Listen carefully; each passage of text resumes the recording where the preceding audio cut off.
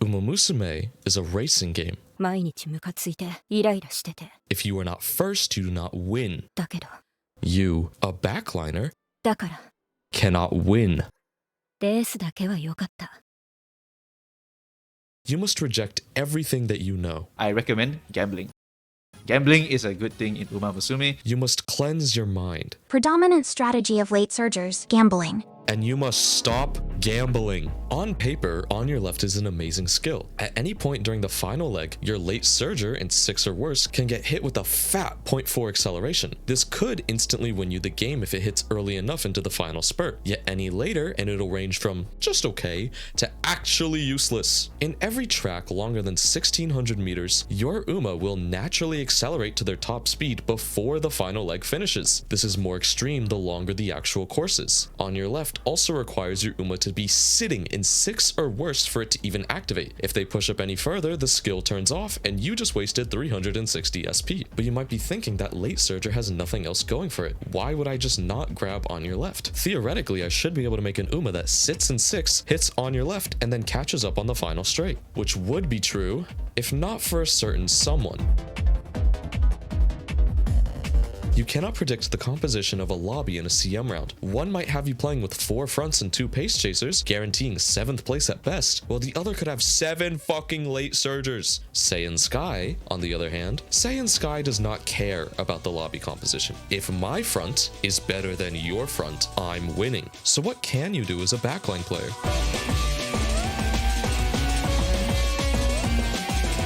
Here's an exercise. Why is Gold Ship a better backliner than Grass Wonder? Grass Wonder has better growths and skills, yet Gold Ship always sees more success. Ooh. That's right. Gold Ship's unique helps her secure the win, while Grass Wonder's unique is a win more, when you've already fulfilled every requirement to help her win. This is conversion rate. Conversion rate is a concept that didn't make too much sense to me until my friend forced me to rewatch all of Blue Lock. It's basically that create a goal from 0. Whenever you enter a lobby and your backline ends up winning, what caused them to win? Is this win condition replicable, or did you get a stroke of dumb luck? If it is replicable, your goal as a backline player is to tailor your builds towards replicating that win. Acceleration skills should be picked for that win condition as well as when things go wrong. I think it's best if I follow this up with an example of my own. I love mile CMs. I think they're the best CMs in the game from now until forever. Back during CM3, I was the kind of player that I'm currently advocating against. I relied on gambling skills on all 3 of my backline aces, and my win condition was to pray that they hit. I had no way of replicating any wins. Whenever I won, it was due to luck, and at the end, none of my aces won more than 20% of the time. However, one round changed the way that I fundamentally thought about the game. It was some unremarkable round, but Narita Taishin had a stroke of luck which led to her pacing up so far that she procced a chain of skills which rocketed her into first place. She then encroached from first and won the game. At the time, it was dumb luck, but it got me thinking,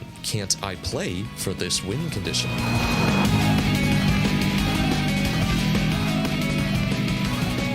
Every single skill in this build was chosen to help convert into that win, not through getting lucky by gambling, but through building up towards the general win condition, overtaking. On Mile, Taishin's goal is to hit Nemesis and Shadow Break on the final corner, and now that she's at the front, Encroaching Shadow serves as guaranteed acceleration to help her secure the win from pushing up. This is the same purpose as Ignited Spirit Power, which is functionally on your left if it didn't care about your placement. Now you might be noticing that I have gambling skills, Nimble Navigator and Pump Some Iron. These are fail-safes.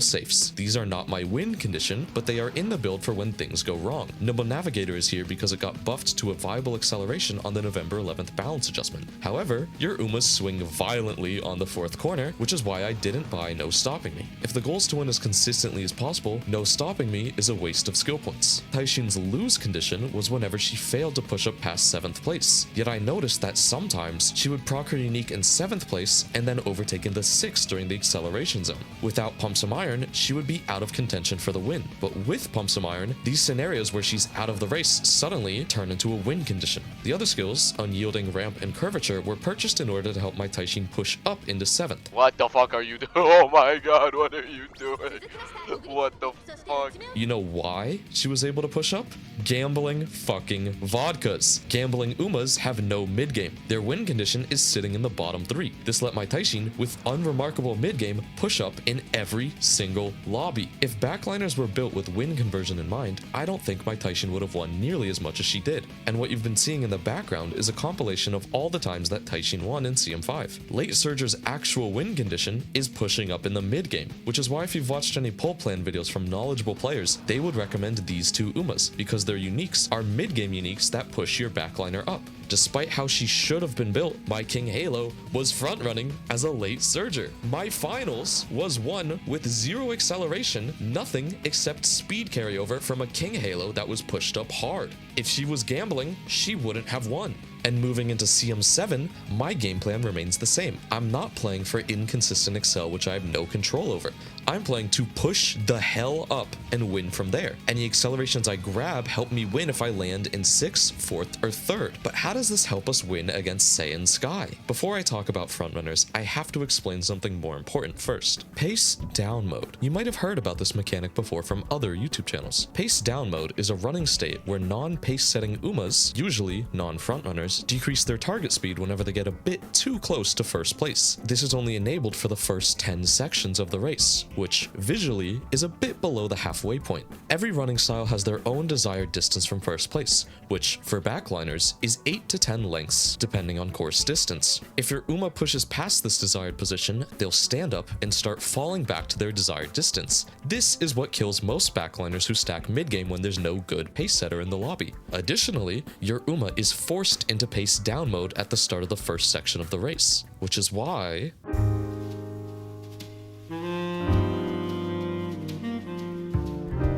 Uma Stand takes 5 seconds to activate, and depending on the track distance, this skill ranges from it's just a white skill to a skill which rockets your backliner forward. This happens when it takes longer than 5 seconds to leave the first section of the race. The general way to think about Uma Stand is that if the track is 2,200 meters or longer, Uma Stand is good. If it's not, it's just a white skill. But even when it's good, you need a pace setter. Otherwise, you'll get paced down. You might have personally experienced this on CM6 with Gold Chip. Gold Chip would rocket forward with Umastan, yet instantly fall back. This is due to the lack of a good pace setter. The way the game determines a pace setter is there a frontrunner in the lobby? If yes, that frontrunner is the pace setter. If there's no frontrunner, it moves down. Is there a pace chaser in the lobby? If there is, it'll then decide randomly based on gate number. If there's no pace chaser, late surger. And if there's no late surger, end closer. Pace up mode, shocker, is when your Uma is further away from their target distance from the pace setter. During pace up mode, your Uma will start running faster than her target speed in an attempt to catch up. Do you want to know the only problem with pace up mode? Pace up mode scales off your wit. You might have heard this saying before without any of the context, but this is what it actually means. The more wit your Uma has, the better they perform in lobbies that have a pace setter. Wit acts as both your skill activation rate, your chance to get rushed, and mid-game.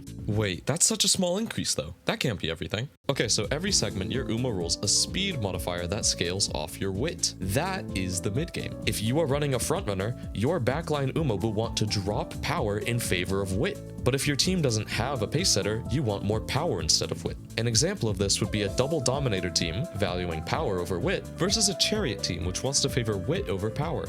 Okay, I've been throwing the term chariot around a lot, but what does that actually mean? If you're an avid watcher of Victoria Frontier, you'll know that he's thrown this word around a lot. So I thought, what would be better than to get my little Pookie Bear to explain it himself? Bro, I sleep like anytime. Wait, are you saying you could have like a sleeping car? What the fuck? The chariot strategy works best in metas with less frontrunners, which is, for example, current global. The current state of global has very few fronts due to just the nature of frontrunners being higher investment. In these environments, if you run Chariot, you will be able to control the lobby pacing more. If you are a good player, your ace will naturally have more middle game skill over your opponent, and you will also have a higher wit stat and also power stats over your opponent. This means that by running two front, Chariot taking over the lobby pacing, you will be able to sieve through the weak opponents. Yes, it's like the cooking utensil. You will force everybody in the lobby to run at the same pace as you and to keep up with you, because your late will stand out more with their superior middle game skill and higher wit stat and power stat. You take over the pace of the lobby. You will be able to stand out above the rest and overall allow for your late surger and end closer to perform at their peak performance every single race. Thank you, Charles from Victoria Frontier, for helping me out on this analysis. And yeah, that's basically everything. If you like this style of content, please let me know. I might make some more. Though that still leaves the original question unanswered. How do you beat frontrunners? You have to play front, which kinda sucks. However, you can make a meta read, like CM7. CM7 is shaping up to be heavily dominated by frontrunners. You could make a read on the meta and run Chariot stat line with double Dominator, but you'll accept just losing to the stray Saiyan Sky. Unless you're built different. Oh, does she? Oh, okay. No, I don't think so. It's 200 meters. You're so close. You're so close. No, I think I lose by a... Yes!